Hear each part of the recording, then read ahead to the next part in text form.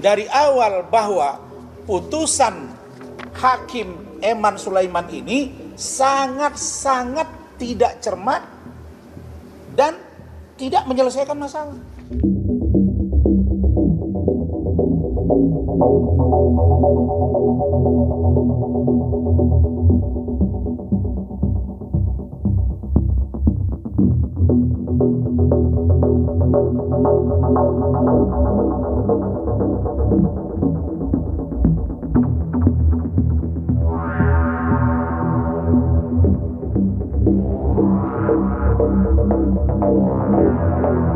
Dari awal bahwa putusan Hakim Eman Sulaiman ini sangat-sangat tidak cermat dan tidak menyelesaikan masalah. Tidak menyelesaikan masalah. Ada 9 poin yang menjadi amar putusan. Dan dari 9 ini saya sudah jelaskan dan saya pertegas lagi. Ada 2 yang sangat-sangat tidak menurut saya logik. Tidak logik dan kontraproduktif. Pertama, menyatakan tidak sah. Poin 5 ya. Menyatakan tidak sah segala keputusan atau penetapan yang dikeluarkan lebih lanjut oleh termohon yang berkenaan dengan penetapan tersangka atas diri pemohon oleh termohon. Apa urusannya? Hakim Eman Sulaiman sudah mengunci putusan berikutnya. Kak Elsa yang sudah beracara 40 tahun, saya 2015 sudah lanjut sampai sekarang, sudah hampir 9 tahun juga, bahkan hampir 10 tahun. Menurut saya, putusan ini sangat tidak logik. Bagaimana mungkin putusan yang sudah dibuat hari ini mengikat bagi yang berikutnya? Yang saya tahu, final and binding, iya. Apa logika hukumnya?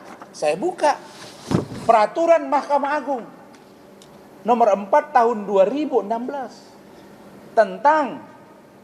tentang larangan peninjauan kembali putusan pra peradilan. Di bab 2 objek dan pemeriksaan pra peradilan, pasal 2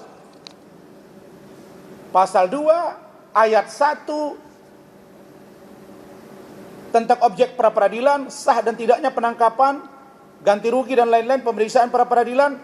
Ayat 3, putusan pra peradilan yang mengabulkan permohonan tentang tidak sahnya penetapan tersangka tidak menggugurkan kewenangan penyidik untuk menetapkan yang bersangkutan sebagai tersangka lagi setelah memenuhi paling sedikit 2 alat bukti yang baru dan sah dan berbeda dengan alat bukti yang sebelumnya. Maka putusan Hakim Eman Sulaiman ini kontraproduktif dengan ini kan Kak? Karena masih bisa dibuat sprindik baru dengan barang bukti yang baru. Nah, bagaimana pendapat hukum berikutnya itu nanti disampaikan oleh Bu Elsa. Yang paling penting menurut saya adalah saya menghimbau, saya berharap agar Polda Jawa Barat, apakah itu melalui tim kuasa hukumnya, karena saya dengar akan ada tim hukum yang nanti juga akan diramu, akan dijelaskan oleh Bu Elsa, bahwa kita harus menguji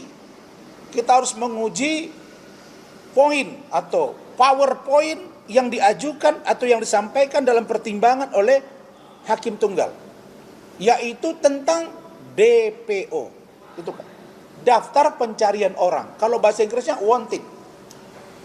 Dan DPO ini jelas menurut aturan hukum yang kita pahami, menurut SOP, menurut Perkaba, menurut Perkap, Perpol, diatur DPO adalah tersangka. Belum pernah saya dengar seorang DPO tidak tersangka. Yang saya tahu DPO tersangka.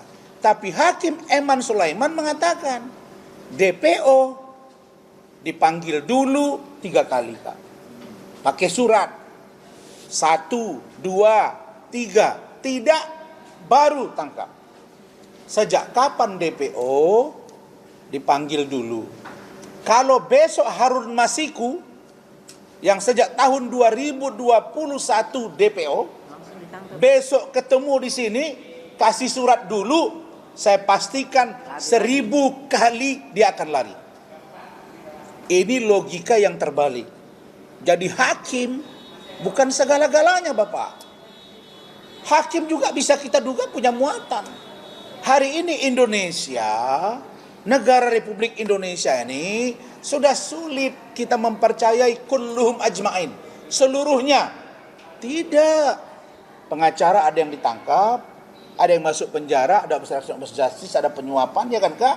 Polisi juga ada, jaksa juga ada, hakim juga ada. Jadi saya, ya kan Kak? Jadi saya tidak serta-merta mempercayai bahwa hakim ini adalah orang yang paling jujur. Tidak juga, karena bercermin dari potret hukum hari ini. Tetapi karena ini kewenangan dari hakim, monggo.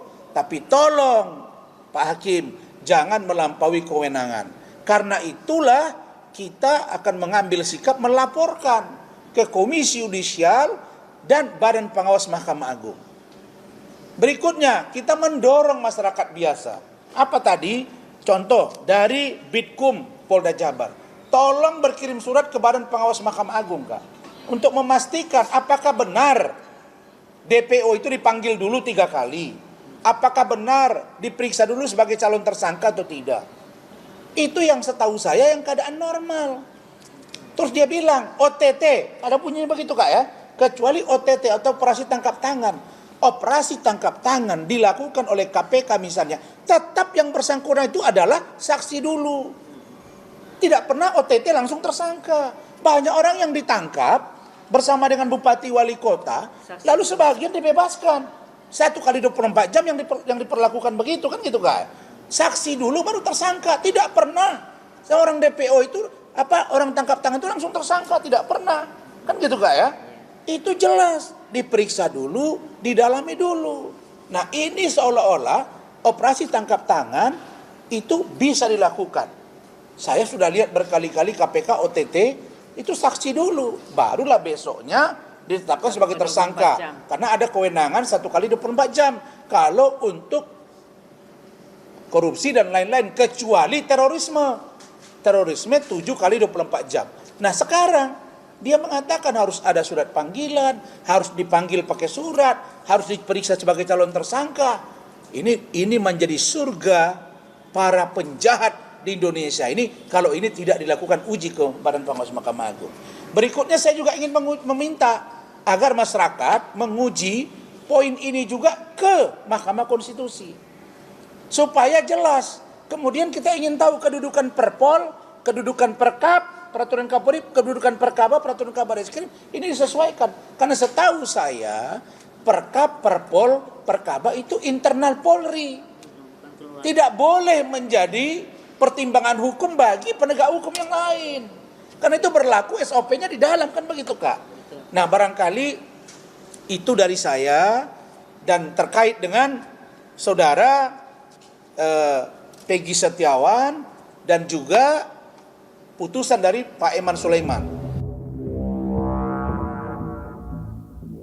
Menjunjung tinggi prinsip jurnalisme dalam setiap tayangan terbaiknya, Kompas TV menghadirkan berita bernilai sebagai referensi. Ikuti semuanya dan pastikan diri Anda lebih berkualitas bersama Kompas TV.